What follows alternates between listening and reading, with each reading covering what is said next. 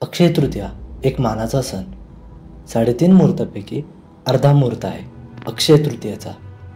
तर आपण मागील मराठी व्हिडिओमध्ये समजून घेतला का करतो आपण गुढीपाडवा साजरा.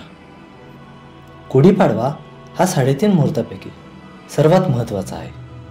या दिवसापासूनच हिंदू नववर्ष हे चालू होते व या हिंदू नववर्षामध्ये द्वितीय महत्त्वाचा सण म्हणजे अक्षय तृतीया. चला तर मग जाणून घेऊया का आहे अक्षय तृतीया एवढा खास. नमस्कार मित्रांनो, मी आयचे आणि स्वागत आहे तुमचं एका नवीन मराठी व्हिडिओमध्ये. नवीन रविवार, नवी कथा आणि नवा आध्यात्मिक भाव. अक्षय या शब्दाचा अर्थ अमर असा होतो, कधीही क्षय न पावणारा म्हणजेच अक्षय. आणि तृतीया मराठी कॅलेंडरनुसार तिसरा दिवस यास तृतीया म्हटलं जाते. तर मग नेमकं काय झालं होतं अक्षय तृतीया दिवशी व का आहे हा मुहूर्त एवढा खास. की कोणाला काही नवीन गोष्ट घ्यायची असेल तर मग मराठी कॅलेंडरनुसार सर्व लोक या दिवसाची वाट पाहतात. अर्धा मुहूर्ताचा महत्त्व देणारा आहे हा सण.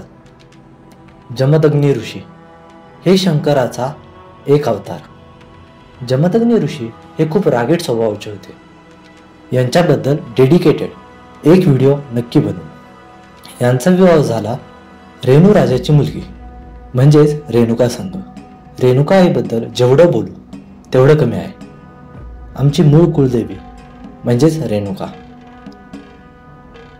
आज या व्हिडिओच्या माध्यमातून रेणू आईचं वर्णन आपल्या या चॅनलवर झालं, याचा मला खूप आनंद होत आहे.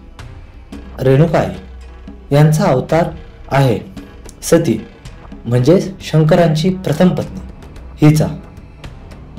तर रेणुका आईच्या पोटी क्षत्रियांचा नाश करण्यासाठी अवतार घेतला स्वतः विष्णूंनी.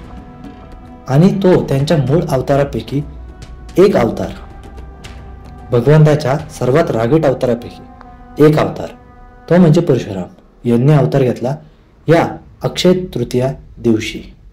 तर परशुराम जयंती ही अक्षय तृतीया दिवशी साजरी केली जाते.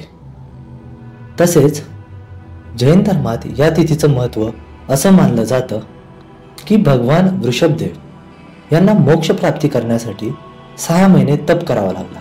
त्या काळात त्यांनी अन्नपाणी ग्रहण केले नव्हते व त्यानंतर ते एकदा अन्नपाणी ग्रहण करण्यासाठी निघाले. परंतु लोकांना आहारदानाचा योग्य विधी माहिती नसल्या कारणाने त्यांना अजून पुढील 6 महिने आहार हा घेता आला नाही. अर्थात त्यांचा वर्षभर हा उपवास झाला. एकदा हस्तिनापूर येथे ते आले असता तिथल्या राजाने त्यांना उसाचा रस हा आहार दिला आणि तो दिवस हा अक्षय तृतीयेचा होता. तरी या तर होत्या कथा की नेमकी या दिवशी काय झालं, म्हणून हा दिवस सण म्हणून साजरा केला जातो. आता जाणून घेऊया अक्षय तृतीयेचं महत्त्व. या दिवशी भारताच्या उत्तराखंड राज्यातील बद्रीनारायणाच्या बंद देवळाचे दार उघडते. हे मंदिर अक्षय तृतीयेला उघडल्यावर दिवाळीच्या भाऊबीजेला बंद होते. बद्रीनाथ आणि केदारनाथ हे दोन्ही धाम 6 महिने बंद असतात. लोकांची मान्यता अशी आहे की इथे बर्फवर्षाव इतका दीर्घ असतो त्यामुळे मंदिर बंद करतात. परंतु मला असं वाटतं शिव आणि नारायण 6 महिने स्वतः या धामी येऊन राहतात. बाकी असणे आणि वाटणे यामध्ये खूप मोठा फरक आहे. तरी या दिवशी गंगेचे स्वर्गातून मानव कल्याणासाठी पृथ्वीवर अवतरण झाले अशी ही आख्यायिका प्रचलित आहे.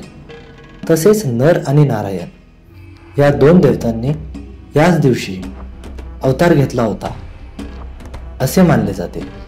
आणि वृंदावनच्या बाकी बिहारीच्या मंदिरात याच दिवशी श्री विग्रहाचे चरण दर्शन होते आणि बाकी पूर्ण वर्ष ते वस्त्रांनी झाकलेले असते.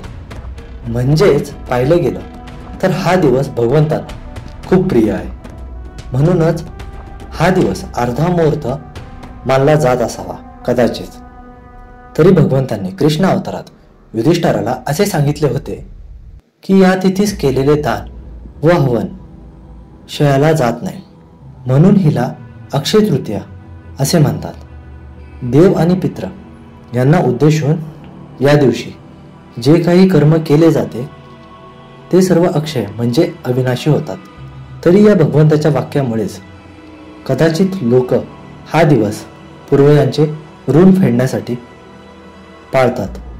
या दिवशी पूर्वजांच्या स्मृतींना उजाळा देण्यासाठी या दिवशी पितरांचे स्मरण करून त्यांच्या प्रतिमेचे पूजन करतात. या दिवशी जे पूर्वज भगवत धामला गेले आहेत त्यांच्या नावाने ज्या कुळात त्यांचा जन्म झाला होता आणि ज्या लिंगाचे ते होते म्हणजेच स्त्री किंवा पुरुष जे ते होते त्या लिंगाची आणि कुळाची व्यक्ती लोक जीव घालतात. असं मानलं जातं की तो व्यक्ती मन तृप्त करून जेवला की आपले जे कोणीही पूर्वज गेले आहेत त्यांना वर्षभरचं जेवण मिळते आणि हा एकच दिवस त्यांना जीव घालण्यासाठी असतो. तरी महाराष्ट्रात काही ठिकाणी अक्षय तृतीयाला आंब्याचा रस बनवण्याची पद्धत आहे. म्हणजे पुरणपोळी महाराष्ट्राचं हे राष्ट्रीय भोजन आहे आणि पुरणपोळीसोबत आंब्याचा रस किंवा आंबा हा अक्षय तृतीयालाच खातात. म्हणजे जोपर्यंत आपले पूर्वज रस आणि पोळी खात नाही तोपर्यंत महाराष्ट्रात काही ठिकाणी लोक आंबा हा खात नाही. भलेही तो आंबा किती जरी प्रेमळ असला तरी त्याचा वास देखील अक्षय तृतीयेच्या आधी काही लोक घेत नाही.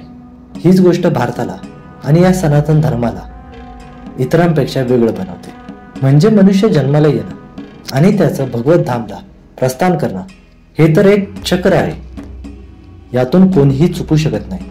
पण भारतीय लोकांचा त्या गेलेल्या व्यक्तीप्रती प्रेम आणि जिव्हाळा हे सर्वांपेक्षा वेगळं बनवतं. तर मित्रांनो, हे आहे महत्त्व या सणाचं.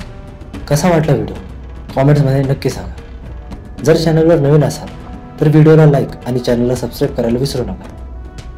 तर भेटूया असेच पुढच्या रविवारी एका नवीन व्हिडिओमध्ये. तोपर्यंत जय जगदंबा, जय श्रीराम आणि राधे राधे.